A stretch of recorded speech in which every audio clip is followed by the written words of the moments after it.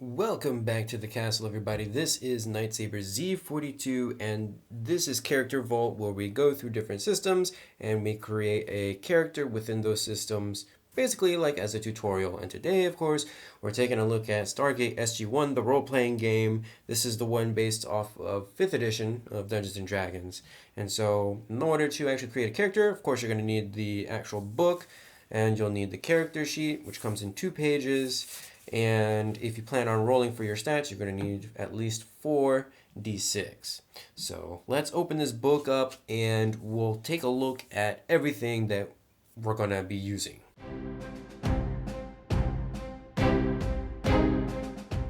So let's take a quick look at what this character sheet actually has. It's actually looking a little bit bare if you compare it to Dungeons and Dragons 5th edition's character sheet. You do have things like your character's name and all of their other stuff like race and origins. On the side, you have their attributes from strength, dexterity, constitution, intelligence, wisdom, and charisma. Not a total big fan of the actual symbols, although I do know that that's very Stargate-esque, but it kind of, I don't know, it draws my eyes to the wrong places because there's 2 boxes, a rectangle and an actual square, where you would write your actual score and then your modifier. Then, of course, you have your skills, which are different than 5th edition because that's more of a fantasy game and this is more modern. Then you have things like your hit points, determination, your proficiency bonus, initiative, moxie, armor class, and speed. All of that is here. Then you're going to have a section for your attacks, for if you're using certain weapons and things like that. I kind of wish that they were a little bit more separated and not just a ginormous box. And on the second page, you have things like your abilities and backgrounds, anything that you need to actually write notes for. Again, I kind of wish it was more than just a box, that it was actually separated, but oh well. So we're actually going to be taking a look at the second chapter in the Stargate book, which is about character creation. And it's a very short chapter because it's just a general overview of what character creation entails. So I actually really do like this overview box right here that does give you the steps. So first step is determining what your race is. You're going to determine your origin, your class, your ability scores, a description or your background for your character, and then your other attributes like HP and armor class.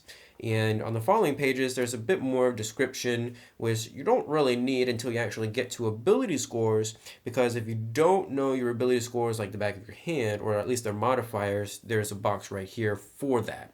And of course, if you're not planning on randomly rolling your abilities, you plan on using a point buy-in method, the score costs for those points are right here, which you'll also need. The following chapters are what you'll actually be using most of. First thing that we're actually going to do is determine our race.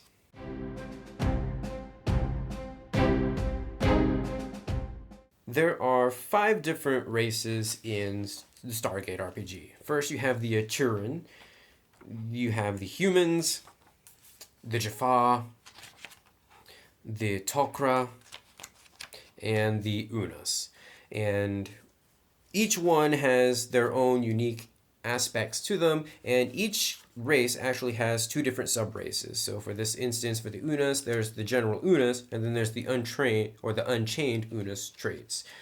Each one has 2, with the exception of humans, which actually get 3. There's general human traits, the Abydonian traits, and the Tolan traits. So they actually are special enough to actually have 3. We are actually going to play as the Unas. So on our character sheet, we're of course going to use our race, or write down our race as the Unas. We'll come up with a name later because I'm horrible at making names. And that is actually it. We can write down our level. We're going to be first level since this is a beginning character. And let's take a look at what the Unas actually have. Right off the bat, your HP is going to be determined by your class and your race. And for now, we're just going to write down that we have 14 additional HP. Our ability score increase, we can actually choose between a +2 in strength or +2 in con, and we will figure that out when we actually get to our attributes. So I will just kind of write that down. Our proficiency, we actually get to choose 2 skills for proficiencies, And there are two abilities that we actually get. We have Impressive Resilience.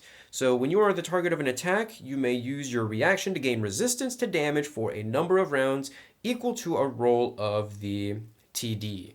And the TD is basically the tension die. So depending on if you're having a fairly easy game with a tension die of a D4 or all is lost to a D12, depending on what the tension is, you will roll that die and you'll apply it to this ability. So you may use this ability once per long rest. While this ability is active, you cannot be reduced below 1 HP. That actually seems like an uber powerful ability. So we're going to write Impressive Resilience, and I'm actually not going to write the full description, but I will reference the page number, which is on page 33. That way I can actually get the full description from the book when I need it. We also have access to Robust. So Unas add +4 to their strength to determine how much they can lift or carry. In addition, they can gain advantage on strength checks made to lift, carry, or push, such as battering open a door. So we'll also write Robust, and we'll go ahead and add the page number there. But it's basically +4 to strength for lift, which I don't know how many of you guys who actually play 5th edition keep track of that stuff. It really never ever came up in any of my games, but we'll add that there. We also do have an extra attack that we can use. The Unas actually have claws that they can use. So in our attacks, we'll actually add our first one, which is claws. And this is going to be a 1d6 plus whatever your strength mod is. This is a melee, and there's nothing really special about that. We'll figure out what our to hit is later on when we actually determine our attributes. But for now, that's it. So the Unchained Unas traits, which we actually did not, these are Unas that have been freed from the Goa'uld slavery by agents of the Phoenix Site, and I actually did contemplate that, but as I was deciding what my background was going to be with this character, I decided that wasn't going to be a good fit. So that's why I did not choose that one. But they do have Impressive Resilience, the same as the regular Unas, but they also have Underestimated, so they actually gain advantage to conceal the truth or otherwise lie to any non-Unas, which is actually pretty hilarious. But other than that, they're basically the same as the regular Unas. So that is everything about the race that we'll actually need to note down. So let's move on to the origins.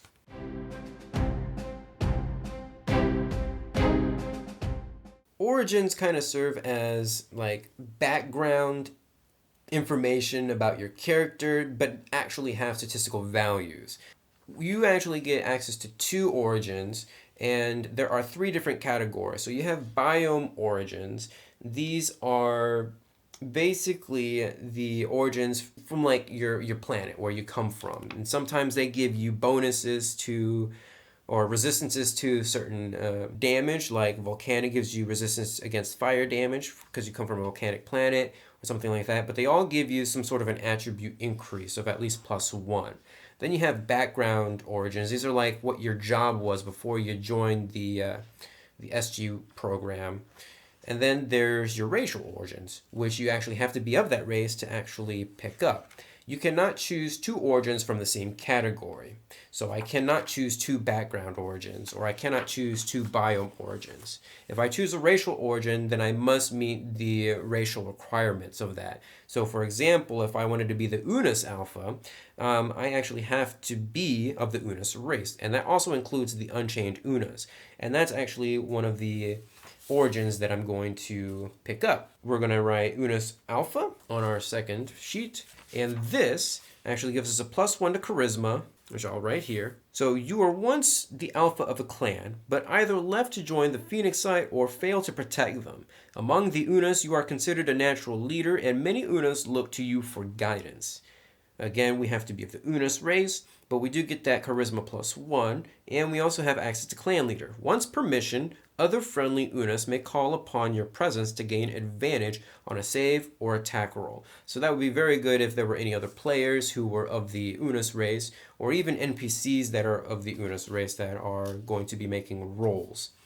So we will actually add that probably as an addendum right here that we are a clan leader. And of course, I will reference the page number so I have access to that later, or at least the full description of it later. Everything else I've already gone ahead and noted on my handy dandy card here. And we also get to choose one more origin. And the origin that I'm actually going to choose is from the background origin. We're actually going to choose refugee because this fits well with the description that I have in mind for this specific character, that he was once one of the alpha leaders of his Una clan, and they weren't necessarily slaves of the Goa'uld Uld, but when the Goa'uld Uld showed up on their planet or their system, they were trying to run away, and that did not turn out very well. And his entire clan was basically eliminated, and he was the sole survivor. So we're gonna write down refugee as our second origin, and we get a bonus proficiency of athletics. We also gain advantage on any athletics checks to navigate an unknown wilderness environment. So we'll add that as an addendum here to underneath refugee and reference the page number that we can find that on. So I have the full description. That way I'm not wasting a whole lot of space on the actual character sheet. So those are our two origins. Let's move on to our class.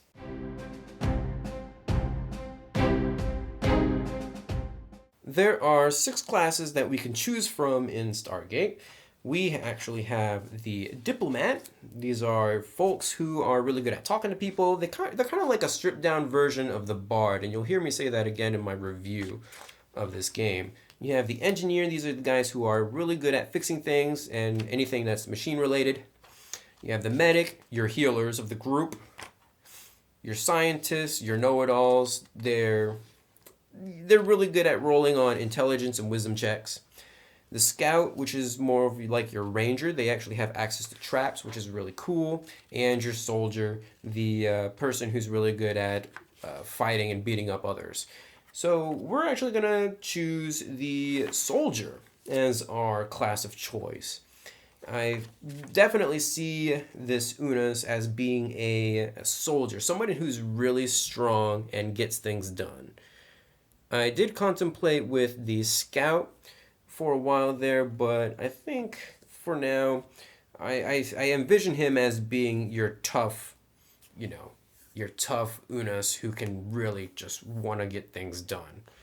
And so we'll write down our class and let's see what we have. So hit points at first level, we get 10. So it's 14 plus 10. So we got the 14 from our race plus the 10 from our class, and we do get to add our con modifier whenever we figure that out. And hit points at higher levels, we gain 6 HP per level, and that's actually just straight up what you get. You don't have to roll for that or anything, which I actually find very interesting. We also have a hit die of D10, so we'll write that on our character sheet here. So when we rest or anything like that, we'll roll the D10 to gain that much HP. And our determination points is going to be +1. So I'll write that on my note card because I think there's a formula for determination. We do get some proficiencies. We have light and heavy armor. So we'll go ahead and write that down. We have weapons that we can use. Common weapons, martial weapons, sidearms, and long arms, which we'll go ahead and also write down. We have tools that we can use. We have a camo kit and explosives. And our saving throws are strength and constitution. So we'll go ahead and check mark those under saves on the first character sheet, strength and constitution. Always good to know. And we get the following skills: athletics, intimidation, and pilot. So we've already had athletics from before, which is always good. We have intimidation, which I can definitely see this character using quite a bit of, and pilot. So we're going to want some strength and maybe some dex. We can also add a long arm upgrade to our base kit. So we'll go ahead and add that under additional equipment so we don't forget it before we actually complete our character. And we have, at first level, we have some abilities. So we have tactical flexibility. You've learned to direct your team in a variety of tactics. As an action, you may activate a tactic feat that you don't know, which there's a list on page 103. This tactic lasts for a number of rounds equal to your charisma modifier with a minimum of 1. When the duration has run out, you may choose a tactic you know, if any, to reactivate automatically. Once you use this ability, you cannot use it again until you've taken a long rest. So straight up, you can only use that once per long rest, which I'm thankful that's not just, based off of your proficiency bonus or your level half of that or whatever. I'm glad that's just straight up one. Makes it so that you're not super overpowered. We also have access to tactics. You've trained extensively with a specific tactic, providing advantages to your team. Your team may benefit from one tactic at a time, and you may change your current tactic to another tactic you know with an action on your turn. Choose one tactic feat at first level and an additional tactic feat at fourth level. So let's take a look on page 103 for the different tactics that we can use. So all of the tactics are in one chapter, and the different classes also make use of different tactic categories. So like the field hacks would be basically your ranger type or your scout type feats, or the tactic feats are going to be more of your soldier. So here are all the different tactics that we can use, or the feats that we can use for the tactics, and I don't think there's any requirements for them. Yeah, it just says choose one tactic feat. So these are the requirements. Tactical flexibility are the requirements which we meet. So what I'm thinking of doing, I kind of see this character being more melee focused, and I think something that would be very good with at least any team composition is going to be distracting attacks. So when you deal damage to a single target with an attack, you may choose one friendly character not within 2 meters of you. The target of your attack suffers disadvantage on all attacks against the chosen character until the start of your next turn. So we're going to add that to our feats, which will be under our class abilities. And we'll just write distracting attacks. And of course the page number. So there we go. Distracting attacks. Very cool. Of course, we can use any attacks or any of those tactical feats with our tactic flexibility, only once though, which is really cool. At second level, we'll get Surge and Rally. At third level, we'll get Martial Training and Improved Critical. And at fourth level, we'll get an Ability Score Improvement. And then at fifth level, we'll get Tactical Superiority. And that's basically all that we'll get for the Soldier features. You only get 5 levels of Soldiers, and then you begin to start opting into some of those other feats at basically whenever you have enough mission points to buy those. So that's all there is for the class. We've noted everything down, so it's time to figure out our ability score and put everything together.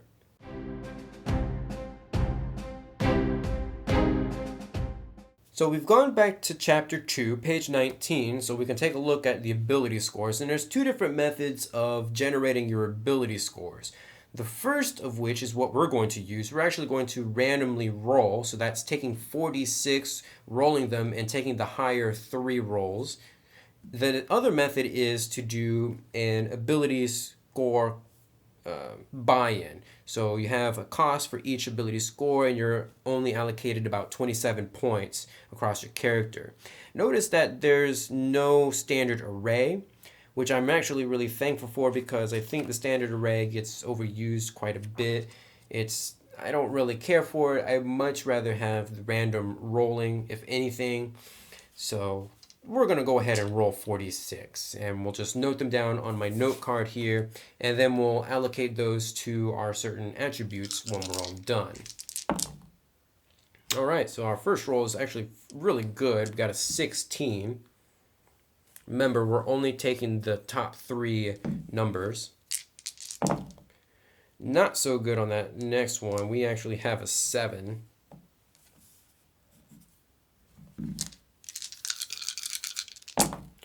Ooh, okay, a little bit better. We have a 10. So at least we got one really good roll and some average ones. Oof, 10 again.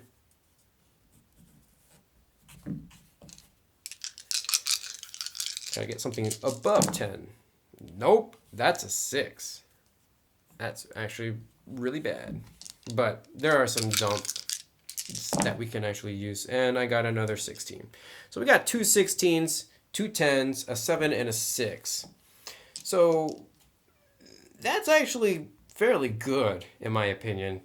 I know exactly what I'm going to do with some of those. We're actually going to put the 16s in strength and con for sure.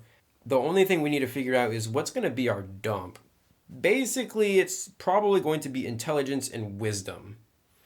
I would like charisma and dex to at least have a +0 modifier.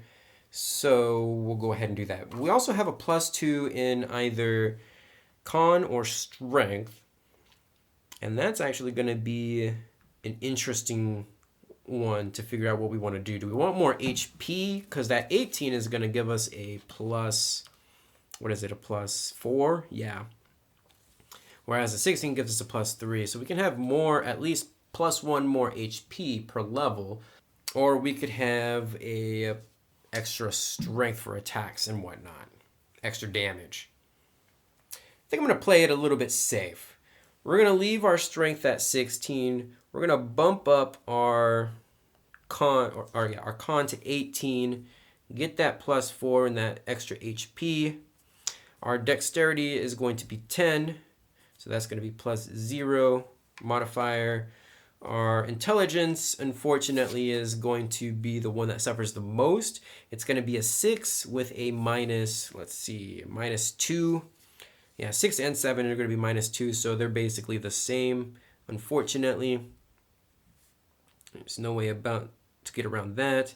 And our charisma is actually going to be 11 because we have a 10 left, but remember, we actually get a +1 for our charisma. So that's actually going to stay at +0. Yeah. So there we go. Overall, a nice layout of some attributes right there.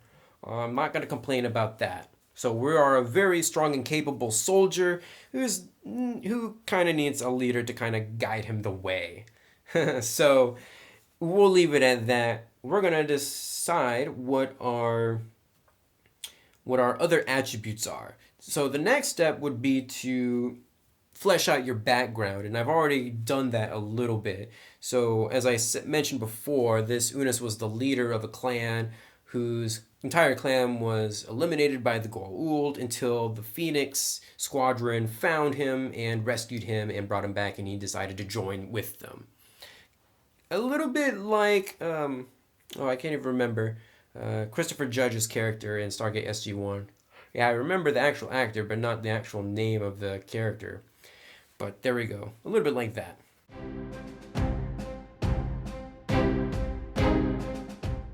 So the last step in figuring out our character are all of the other attributes. And so once again, we're going to be going back to Chapter 2 for Step 6 to take a look at what all else we need to put on our character sheet to bring it all together.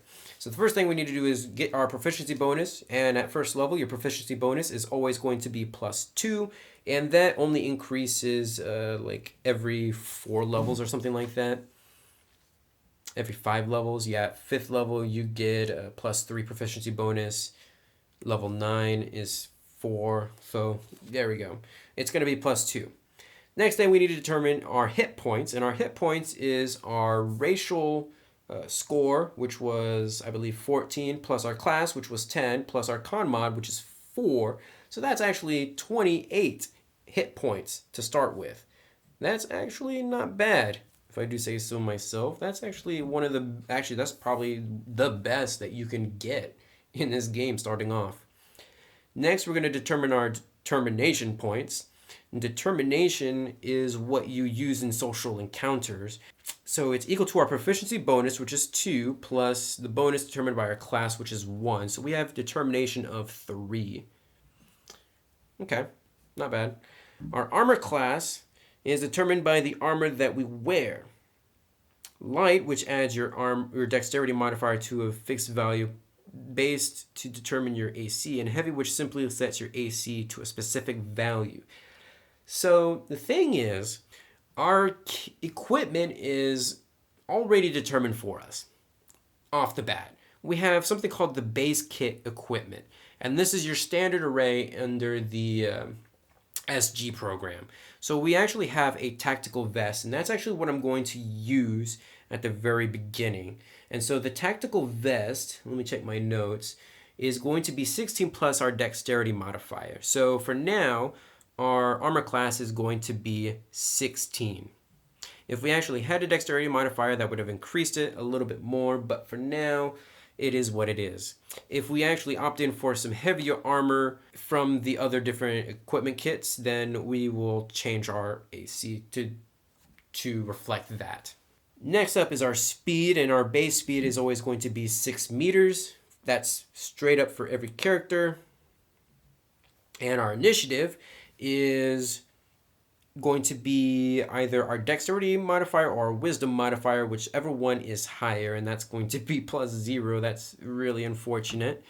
Now, the cool thing about this game is you actually have two different types of initiative. You actually have initiative, which is what you would use for combat, and then you have something called Moxie, which is your initiative for social encounters, which I think is really interesting. And Moxie is going to use intelligence or our charisma modifier, and whichever one is higher. So that's also, unfortunately, going to be a +0, because our charisma modifier is 0, whereas our intelligence is -2.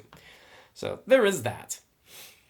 Something that we didn't really do before, we actually have 2 skill points to allocate to our characters, so we're actually going to do that now. And I don't know if this might be home ruling it or whatnot, but our origin already gave us athletics, and we also got athletics from our class. So you might actually get a bonus skill from that. I would check with your GM before you make that decision, but for now, I'm going to add I was thinking maybe survival for sure as one of the skills, and there isn't really a good skill for us. But the only thing that getting this skill would have is that we would actually use a proficiency bonus, so that would actually cancel out any of the modifiers we have on wisdom and intelligence. So maybe we go with something like nature. Oh, actually, no, we have survival.